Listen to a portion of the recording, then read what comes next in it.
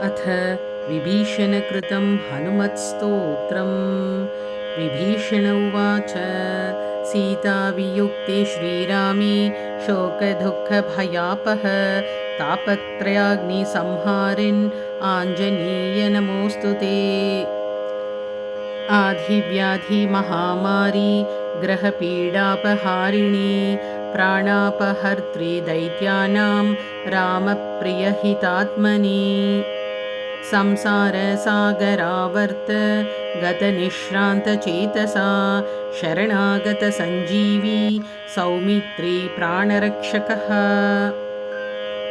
सुचरित्रः सदानन्दः सर्वदा भक्तवत्सलः सुरद्विषां सुसंहारी सुग्रीवानन्दवर्धनः। य इदं हनुमत्स्तोत्रं पठे नित्यं नरोत्तमः सिद्ध्यन्ति सर्वकार्याणि धनधान्यसमृद्धयः।